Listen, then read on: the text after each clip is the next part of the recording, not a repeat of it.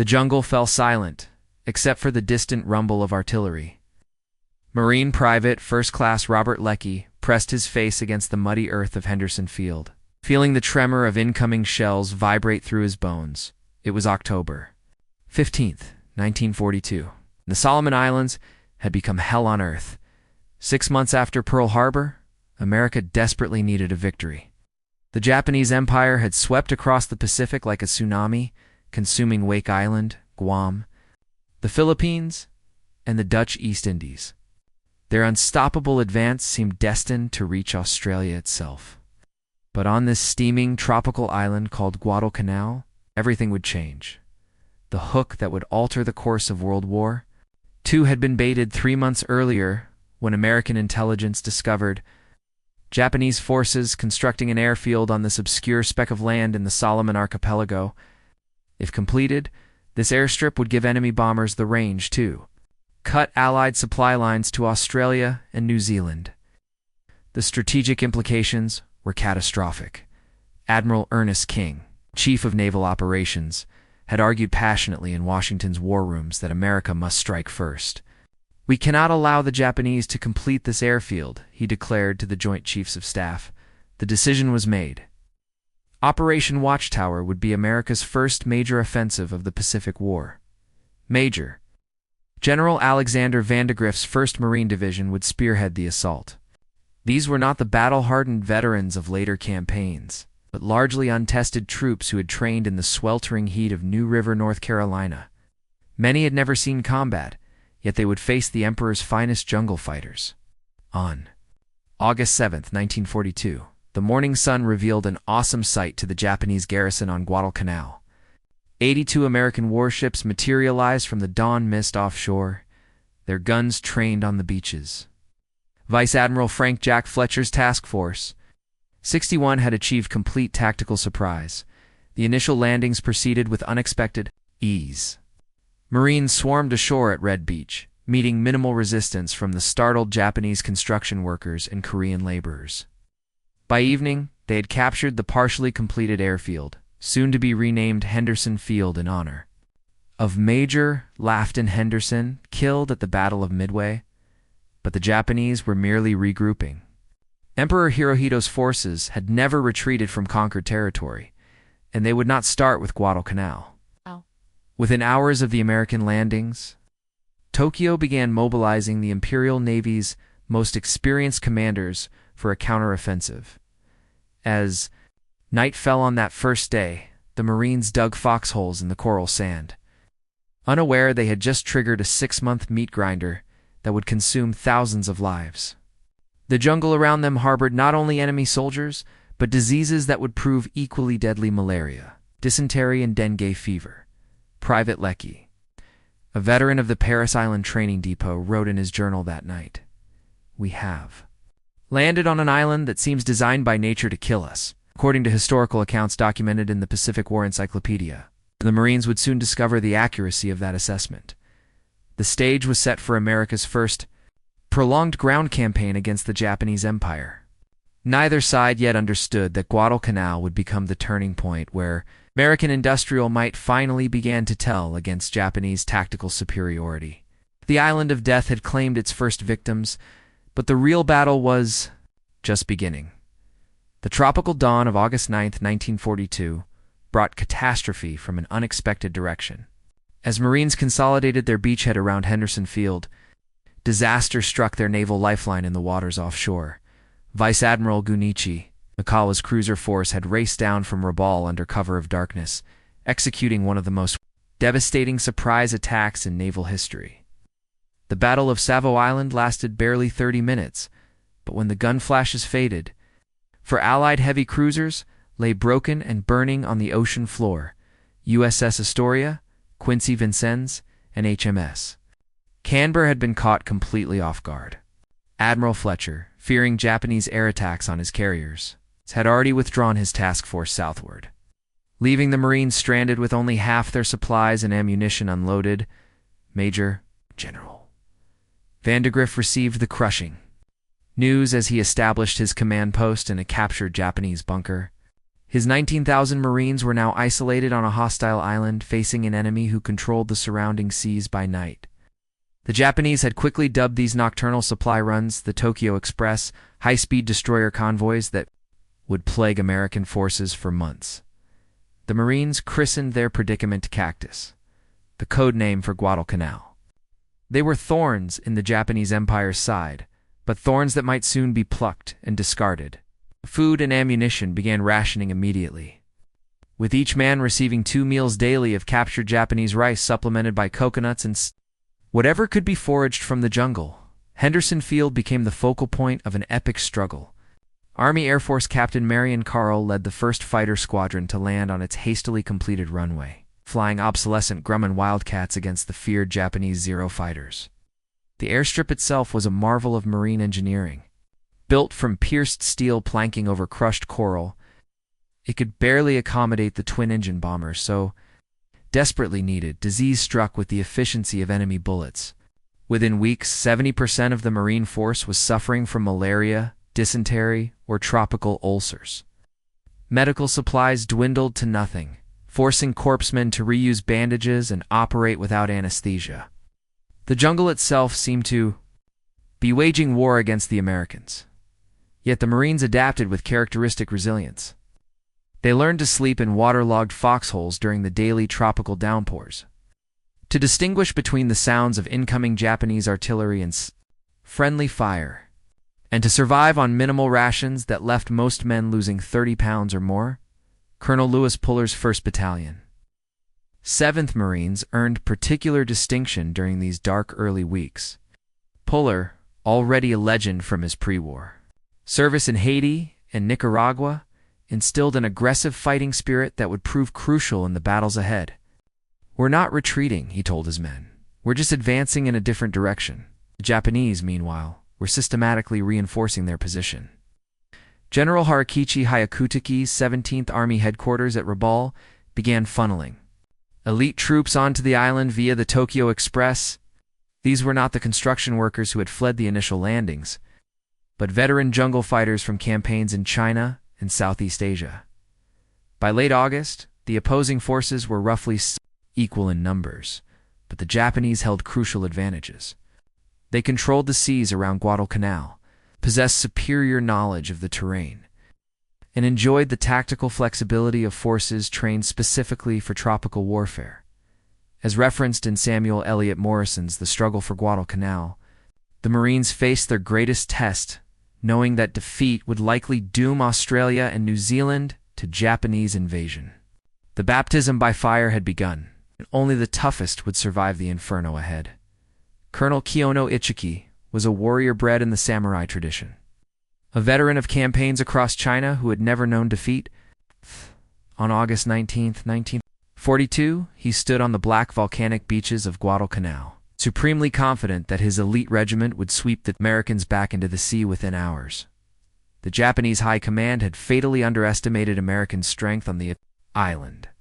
Intelligence reports suggested fewer than 2,000 Marines held Henderson Field, when in reality, Vandegrift commanded nearly 11,000 combat-effective troops.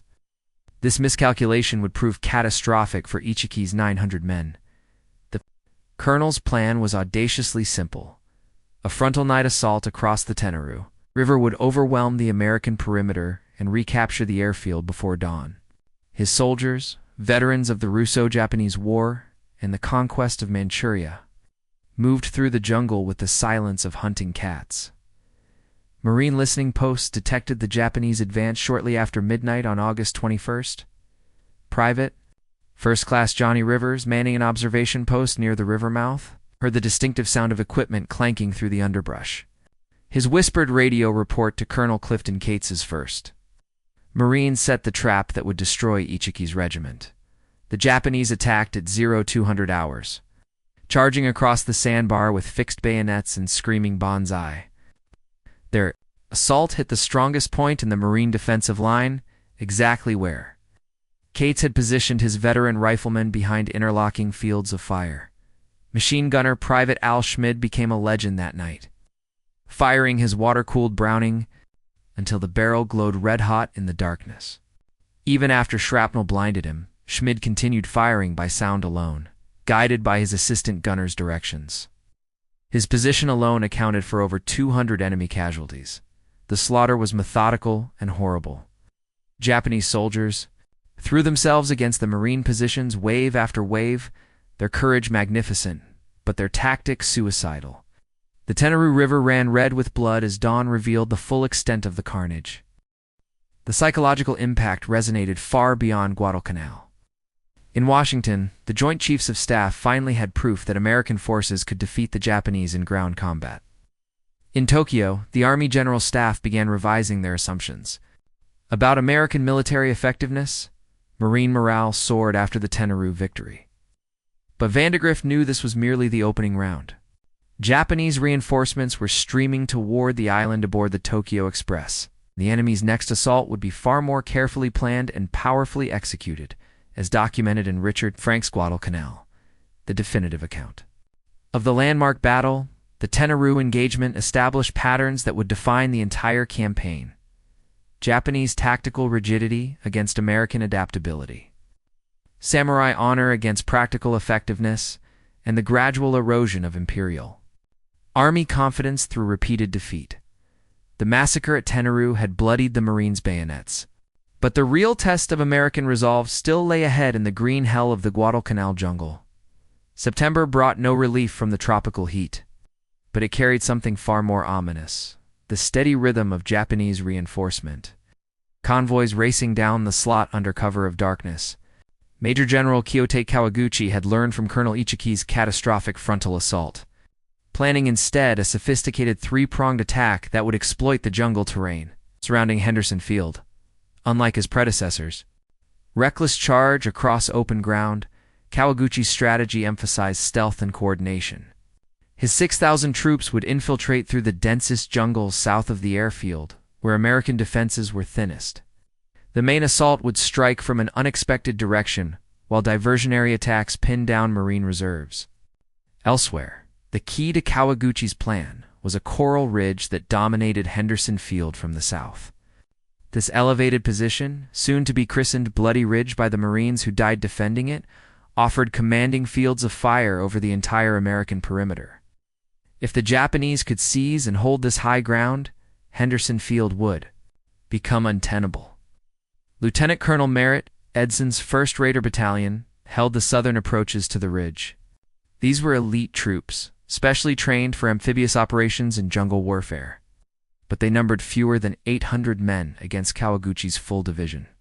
The odds were overwhelming, yet Edson's raiders would write one of the most heroic chapters in Marine Corps history. The Japanese preliminary bombardment began at sunset on September 12, 1942. Cruisers offshore hurled 14-inch shells into the Marine positions while bombers from Rabaul pounded Henderson Field itself. The earth shook with each impact, collapsing foxholes and setting ammunition dumps ablaze. As darkness fell, Kawaguchi's assault troops began their final approach through the jungle. They moved with practiced silence, their faces blackened with mud, carrying only essential weapons and ammunition. The humid air carried the scent of tropical flowers mixed with cordite and death. The first Japanese probing attack struck Edson's perimeter shortly after midnight. These were not the wild bonsai charges of Tenarú, but carefully coordinated infiltration attempts designed to locate weak points in the Marine line. Small groups of enemy soldiers penetrated the American positions, creating chaos in the darkness. Private First Class Joseph Connolly, manning a BAR position on the ridge's forward slope, could hear Japanese voices in the jungle below, speaking in urgent whispers. The enemy was close enough to throw grenades, yet invisible in the impenetrable darkness. This was warfare at its most primitive and terrifying. The main assault came at 0300 hours, announced by piercing battle cries and the distinctive crack of Arisaka rifles. 3 full Japanese battalions charged up the ridge simultaneously, their bayonets gleaming in the muzzle flashes. The Marine line bent under the tremendous pressure, but did not break. Colonel Edson moved calmly among his troops throughout the night battle, his voice steady despite the carnage around him. "The Japanese are trying to get through," he radioed to General Vandegrift. "We're holding, but it's tough and go." His understated report barely conveyed the desperate nature of the fighting. Hand to hand, combat raged across the ridge as Marines and Japanese soldiers grappled in foxholes and shell craters. Corporal Tony Stein used his bayonet and rifle, but when his ammunition ran out, fighting 3 Japanese simultaneously before reinforcements could reach his position. The combat was so close that men died from muzzle blasts rather than bullets. Dawn revealed the full horror of the night's fighting. Japanese bodies lay piled 3 deep in some Marine foxholes, testament to the ferocity of their assault. But the ridge remained in American hands, and Henderson Field continued operating. Kawaguchi had failed, where success might have ended American resistance on Guadalcanal, as reported in military historian John Miller's Guadalcanal, the First Offensive. The Battle of Bloody Ridge marked the turning point where Japanese tactical superiority finally met its match in American determination and firepower. The ridge had earned its name in blood, but that blood had purchased something invaluable, proof that Americans could defeat the Emperor's finest troops in their chosen element. October 13th, 1942, began like any other day. On Guadalcanal, the Marines cleaning weapons and strengthening defensive positions around Henderson Field. But as the sun reached its zenith, lookouts spotted an ominous formation approaching from the northwest, Admiral Takeo Kurita's bombardment force. Featuring the massive battleships Congo and Haruna, what followed became known as the night among Guadalcanal veterans. 80 minutes of the most concentrated naval bombardment ever directed against American ground forces. The Japanese fired over 914-inch shells into the Marine perimeter, each projectile weighing as much as a small automobile and carrying enough explosive to obliterate everything within a 100-yard radius. Private Robert Leckie huddled in his foxhole as the world exploded around him. The ground bucked and heaved with each impact, throwing men through the air like ragdolls. Palm trees disintegrated in showers of splinters, and the coral runway of Henderson Field cratered under the relentless pounding. Many Marines, driven mad by the constant explosions, simply stood up and walked into the jungle, never to be seen again. When dawn finally came, Henderson Field resembled a lunar landscape. Of the 90 aircraft stationed there, only 42 remained operational. Fuel dumps burned out of control, ammunition bunkers lay buried under tons of coral. The runway was pocked with craters large enough to hide a Sherman tank. The Japanese bombardment had achieved its objective, neutralizing American air power on Guadalcanal. But Admiral Kurita's success proved temporary. Within hours of the bombardment's end, CB construction battalions began repairing the airfield. With characteristic American efficiency, using captured Japanese equipment and improvised materials, they filled shell craters, rebuilt fuel storage facilities, and restored the runway to operational condition. By afternoon, Marine fighters were landing again. The naval battle reached its climax during the nights of November 14th and 15th, when Admiral William Halsey's Task Force 67 clashed with Vice Admiral Hiroki Abe's bombardment group in Iron Bottom Sound. The engagement, later known as the Naval Battle of Guadalcanal, would determine the campaign's ultimate outcome. Rear Admiral Daniel Callahan led the American cruiser force in a desperate night action against superior Japanese firepower. His flagship USS San Francisco traded salvos with the battleship Haya. At point-blank range, both ships absorbing terrible punishment, Callahan died on his bridge, cut down by enemy fire. But his sacrifice saved Henderson Field from destruction. The battle raged for 2 hours in complete darkness. With both sides firing at muzzle flashes and radar contacts, ships passed so close that their crews could see enemy sailors illuminated by gun flares.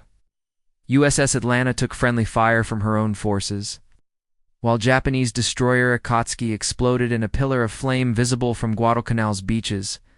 When morning came, Iron Bottom Sound lived up to its grim nickname. 4 American and 2 Japanese vessels rested on the ocean floor, including Admiral Scott's flagship Juno with all hands. But the Japanese had lost the battleship Hiei, critically damaged and eventually scuttled, along with their ability to conduct daylight operations in the Sound. The decisive moment came 24 hours later when Admiral Nobutaka Tobo's powerful surface force attempted to finish what Abe had started. This time, Admiral Wellesley's battleships Washington and South Dakota waited in the darkness. Their 16-inch guns loaded and ready. The engagement was brief, but catastrophic for the Japanese. Washington's radar-controlled gunfire devastated Kondo's screening forces before turning on the battleship Kirishima.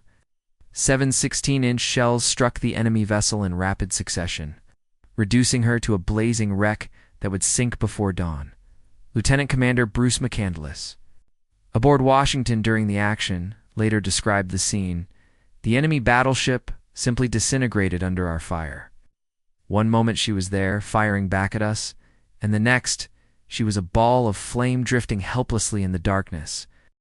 As detailed in historian Samuel Eliot Morrison's comprehensive history of United States naval operations in World War II, these naval battles marked the moment when American industrial production finally began overwhelming Japanese tactical expertise. The Emperor's Navy, magnificent in its training and tradition, could not replace losses at the rate. American shipyards were launching new vessels. The naval crucible of Guadalcanal had tested both fleets to their limits. But only one possessed the industrial capacity to emerge victorious from such devastating attrition. By January 1943, the writing was on the wall for Japanese forces on Guadalcanal. Though few American commanders yet realized their enemy was preparing the most skillful withdrawal in military history, Emperor Hirohito himself had made the agonizing decision to abandon the island, marking the first time imperial forces would retreat from conquered territory. General Harukichi, Hyakutaki's 17th Army, had been reduced from 36,000 men to barely 11,000 effective troops. Disease and malnutrition had accomplished what American bullets could not, with many Japanese soldiers too weak to carry their rifles. The once mighty imperial war machine was literally starving to death in the Guadalcanal jungle. The irony was not lost on Marine veterans who had endured their own supply shortages during the campaign's dark early months. Private Al Schmid, the machine gunner blinded during the Tannaru battle, later recalled hearing captured Japanese soldiers begging for food in broken English. They looked like skeletons, he remembered. We gave them our rations, even though we didn't have much ourselves. Admiral Isoroku Yamamoto, architect of the Pearl Harbor attack, had concluded that further reinforcement of Guadalcanal was futile. American control of Henderson Field meant that Japanese supply convoys faced devastating air attacks during daylight hours. The Tokyo Express could still deliver some men and ammunition under cover of darkness, but never enough to sustain a major offensive. The Japanese withdrawal, codenamed Operation Ka, demonstrated the tactical brilliance that had carried imperial forces across the Pacific in 1941. Rather than a panicked retreat, Yamamoto orchestrated a complex deception that convinced American intelligence the enemy was actually reinforcing Guadalcanal for one final assault. Fast destroyer transports raced down the slot on moonless nights, evacuating troops from designated beaches while leaving behind skeleton forces to maintain the illusion of continued resistance. The operation required split-second timing and perfect coordination, executed under constant threat of American air and naval attack. Major General Alexander Patch's 14th Corps had replaced the exhausted Marines in December, bringing fresh Army divisions trained specifically for jungle warfare. These soldiers, unlike the Marines who had learned fighting techniques through bitter experience, arrived with proper equipment and tactical doctrines developed from 6 months of Guadalcanal lessons. The American advance toward Cape Esperance proceeded methodically, with Patch refusing to risk the heavy casualties that characterized earlier operations. His forces employed coordinated airstrikes, artillery bombardments, and tank attacks that systematically destroyed Japanese defensive positions without exposing infantry to unnecessary danger. But the Japanese were no longer there in meaningful numbers. Hyakutaki's rearguard conducted a fighting withdrawal that convinced American commanders they faced determined resistance, when actually they were pursuing ghosts through an increasingly empty jungle. The deception was so complete that Patch reported fierce enemy opposition even as the last Japanese soldiers were boarding evacuation destroyers. The final irony of Operation K was its remarkable success. Over 3 nights in early February, Japanese destroyers evacuated more than 11,000 troops from Guadalcanal without losing a single vessel. American forces, expecting to capture thousands of prisoners, instead found abandoned camps and equipment scattered throughout the jungle. When soldiers of the 161st Infantry Regiment finally reached Cape Esperance on February 9, 1943, they discovered only empty beaches and discarded rice bags. The 6-month battle for Guadalcanal was over. But the enemy had vanished like morning mist. The strategic implications were profound. Japan had lost her first major territorial conquest and demonstrated to the world that the imperial war machine was not invincible. More importantly, the campaign had consumed irreplaceable resources, experienced pilots, veteran ground troops, and naval vessels that could never be adequately replaced. American industrial production, meanwhile, was reaching its full wartime potential. New Essex-class carriers, faster destroyers, and improved aircraft were rolling off production lines at rates that dwarfed Japanese manufacturing capacity. The material balance of power had shifted decisively in America's favor. As documented in historian Richard Frank's definitive account, the Guadalcanal campaign marked the moment when World War II in the Pacific transformed from a Japanese offensive into an American advance. The withdrawal from Guadalcanal was tactical masterpiece, a strategic catastrophe that pointed inevitably toward the empire's ultimate defeat. The silence that settled over Guadalcanal in February 1943 was deceptive. Where once the jungle had echoed with the crack of rifles and the scream of artillery shells, now only the sound of bulldozers and construction equipment marked America's transformation of the island into an unsinkable aircraft carrier. Pointed directly at the heart of the Japanese Empire, Henderson Field, named for a Marine pilot killed at Midway, had evolved from a hastily constructed coral strip into one of the most important air bases in the Pacific. CB construction battalions worked around the clock, extending runways, building fuel storage facilities, and constructing the infrastructure necessary to support hundreds of aircraft and thousands of personnel. The strategic implications rippled across the Pacific like earthquake waves. Admiral Chester Nimitz, Commander-in-Chief Pacific Fleet, could now project American air power deep into Japanese-held territory. Rabaul, the massive enemy base that had seemed untouchable just months before, lay within easy bombing range of Guadalcanal-based aircraft. More importantly, the campaign had demonstrated that Japanese forces could be defeated through sustained attrition rather than decisive battles. American industrial capacity, fully mobilized by early 1943, was producing weapons and equipment at rates that dwarfed anything the Empire of Japan could achieve. The mathematics of warfare had turned decisively against Tokyo. Human cost had been staggering on both sides. American casualties totaled over 7,000 killed and wounded, while Japanese losses exceeded 24,000 men. But these figures told only part of the story. For the campaign had also consumed irreplaceable resources that Japan could never adequately replace. The Imperial Navy had lost 2 battleships, 4 cruisers, 11 destroyers, and most critically, hundreds of experienced pilots whose training had taken years to complete. American losses were equally severe in absolute terms, but the United States possessed the industrial capacity and training facilities to replace them rapidly.